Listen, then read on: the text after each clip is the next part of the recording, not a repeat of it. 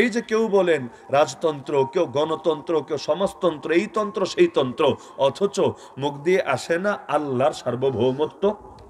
স্বাধীনতা 54 বছর এসো সংবিধান সংস্কারের কথা হয়, কিন্তু আল্লাহই সকল ক্ষমতার মালিক এই প্রস্তাবটা দেয় না, এবং এটা সংস্কার কমিশনও সংবিধানে ঢোকানোর জন্য চেষ্টা চালায় না। তা আল্লাহর এতটুকু অধিকার যদি দিতে রাজি না থাকেন, নিজের মুসলমান দাবি করতে লজ্জা লাগে না?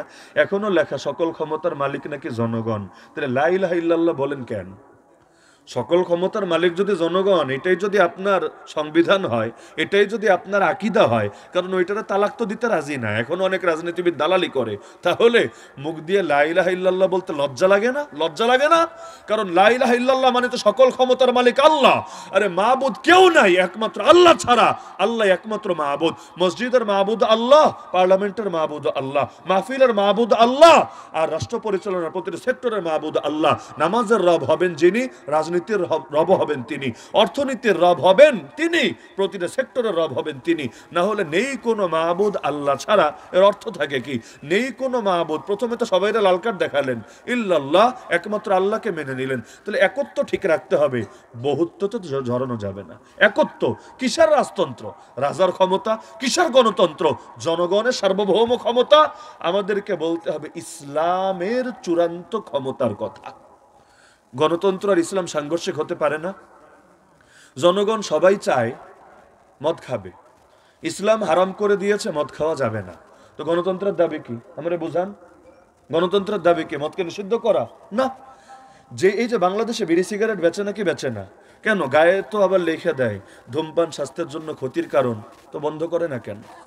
ধূমপান যদি স্বাস্থ্যের জন্য ক্ষতির কারণ হয়, এটা সরকারও বোঝে, বিড়ি কোম্পানির মালিকও বোঝে, সিগারেট কোম্পানির মালিকও বোঝে, তাহলে বেচে কেন? এমনকি এটার খালি কর বাড়ায়, কর বাড়ায়, কর বাড়ায়। মানে জনগণ খাক, সরকারে আরো বেশি পয়সা দিয়ে খাক, না খেলে সরকার কর পাবে কোথায়? তাহলে এই যে এগুলো বিক্রি করছে কেন? যুক্তি কি? যুক্তি তো এটাই, জনগণ চেয়েছে, কি বা করার আছে? তার মানে জনগণই তোমার খোদা, জনগণ যা চাইবে তাই দিতে হবে। বাংলাদেশে বেশ্যাখানা খুলে রাখছো কেন? এটা কি আল্লাহ তাআলা হালাল করেছেন না রাসূল হালাল করেছেন? কোরআন হালাল করেছে নাকি হাদিস হালাল করেছে? কোন আয়াতে হালাল করা আছে, কোন হাদিসে হালাল করা আছে আমাকে বলেন। তাহলে খুলে রাখলো কিভাবে? তার মানে জনগণরাই মাবুদ বানিয়ে নিয়েছে। তো জনগণরাই ক্ষমতার মালিক, রাজারই ক্ষমতার মালিক, সমাজেরই ক্ষমতার মালিক। এগুলো কেন? আল্লাহর ক্ষমতার মালিক মানতে দোষ কোথায়? আর আল্লাহর ক্ষমতার মালিক যদি মানা না যায়, লা ইলাহা ইল্লাল্লাহ শব্দ অন্তত তোমার মুখে মানায় না। তাহলে জীবনের সব ক্ষেত্রে আল্লাহকে মাবুদ মানতে রাজি? আল্লাহর হুকুম, নবীর তরিকা, লা ইলাহা ইল্লাল্লাহ হুকুম চলবে আল্লাহর, মুহাম্মদুর রাসূলুল্লাহ সাল্লাল্লাহু আলাইহি ওয়াসাল্লাম তরিকা চলবে আল্লাহর রাসূলের, ব্যাস। এটাই ঈমানের কথা, এটাই কালেমার কথা, এটাই দ্বীনের কথা।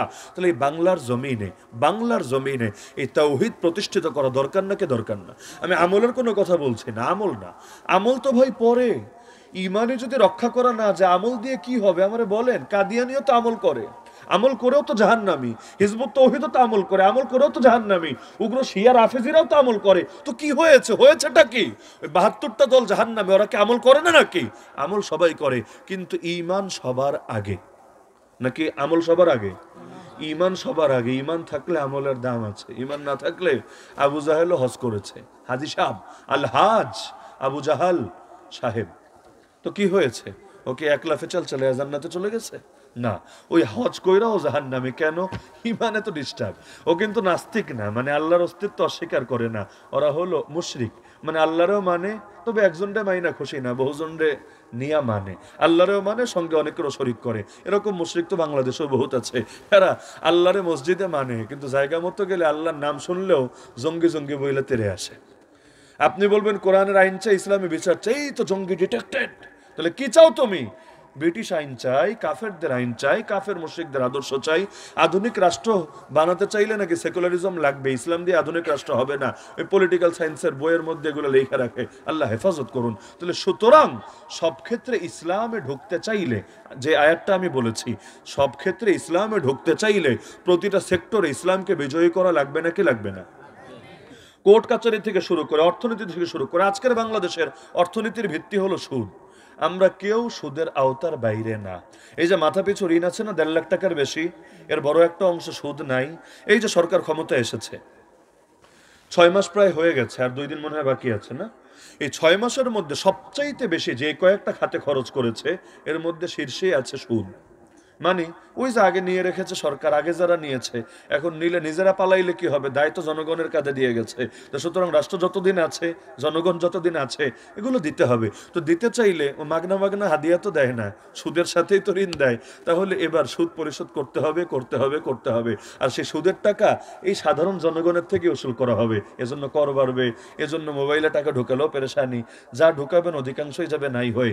এই সব জায়গায় এই যে ঝামেলাগুলো চলছে এগুলোর মূলটা উপরে ফেলা লাগবে নাকি লাগবে না? নাহলে সুদের কারণে যদি গজব আসে কে মরবে? শুধু সরকার? শুধু ব্যাংকার? না, সবাই মরবেন। কারণ সবাই তো এই পাপে জড়িত আছেন, কেউ ডাইরেক্ট কেউ ইনডাইরেক্ট। যতক্ষণ প্রতিবাদ না করবেন, এর বিরুদ্ধে দুর্বার আন্দোলন গড়ে না তুলবেন, আপনিও এই পাপে পাপী হবেন। কারণ নীরবতা সম্মতির লক্ষণ। আপনাদের নীরবতাকে দলিল বানিয়েই ওরা জাকাত ভিত্তিক অর্থনীতি না চালিয়ে সুদ ভিত্তিক অর্থনীতি চালাচ্ছে। সুতরাং আমার মূল বার্তা একটাই, সব ক্ষেত্রে আল্লাহ যেহেতু পুরাপুরি ইসলামে ঢুকতে বলেছেন, পুরাপুরি, সুতরাং সব সেক্টরেও ইসলামকে বিজয়ী করতে হবেই হবে। কিভাবে বিজয়ী করবেন? ওই শুধু নির্বাচন আর ভোটাভুটির মাধ্যমে ইসলাম বিজয়ী হয়ে যাবে? হতে পারে, কিন্তু এটা তো সোজা না। অন্তত বর্তমান পর্যন্ত যে প্রেক্ষাপট আমাদের সামনে আছে এত সোজা না।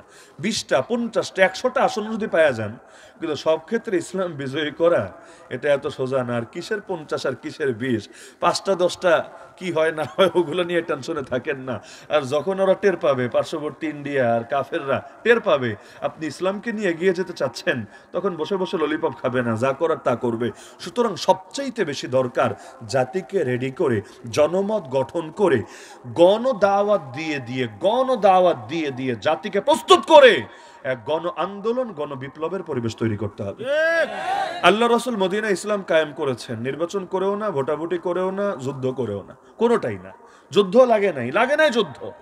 যদি লাগতো তাহলে কয়জন ছিল যুদ্ধ করার মতো? 1000ও তো হয় নাই মুসলমান। 13 বছরের দাওয়াতে মুসলমানের সংখ্যা 1000ও হয় নাই। ওই সময় যুদ্ধ করা লাগলে অবস্থা বেশ মুশকিল ছিল, বেশ মুশকিল। আর তখন তো সেফ জোনই নাই। যুদ্ধটা মানে পরিচালনা হবে কোন জায়গা থেকে, প্রস্তুতিও বা হবে কোন জায়গা থেকে? ওদিকে মক্কা থেকে চলে আসছেন, এদিকে মদিনায় যদি ঢুকতে না পারা যায়, তাহলে পরিস্থিতিটা বেশ গুরুতর হতো। অসম্ভব ছিল না, সম্ভব ছিল, কিন্তু বেশ কঠিন হতো, বেশ জটিল হতো। আল্লাহ তাআলা সহজ করে দিলেন। ওই যে মুসলমানদেরকে দাওয়াত দিয়ে দিয়ে তাদেরকে যে প্রস্তুত করে রেখেছিলেন, এখন তো মুসলমানরাই আপনি ইসলামের পাশে পান না। হিন্দু খ্রিস্টান রাখেন, মুসলমানরা ইসলামের পাশে পান না।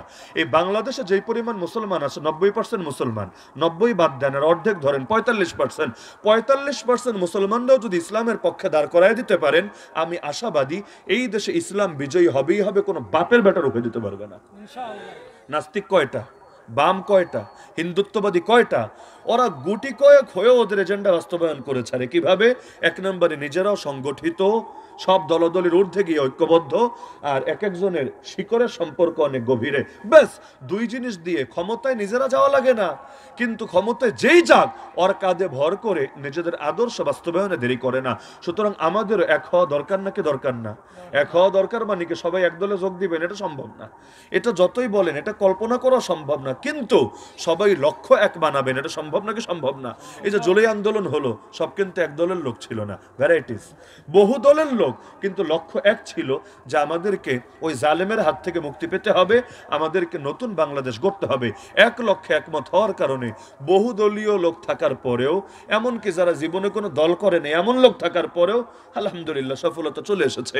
এখানে নাস্তিকও ছিল, ইসলামপন্থীও ছিল, বামরামও ছিল, আবার বহু সাধারণ লোকও ছিল, কিন্তু আল্লাহ তাআলা বিজয় এনে দিয়েছে।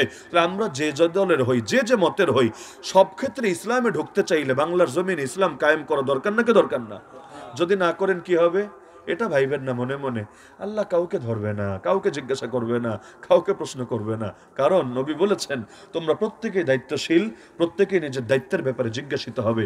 সুতরাং যার যতটুকু সামর্থ্য আছে এটা দিয়ে দিন কায়েমের জন্য মেহনত চালান। আমি সবাইকে অনুরোধ করি এই গভীর রাতে আপনারা বিরক্ত হওয়ার কথা, এই কথাগুলো শুনে আমি একটু কান্নাকাটির বয়ান দিলে আপনারা সুখী হতেন, এবং যে কথাগুলো বলছি অনেকে দুঃখিত হওয়ার কথা।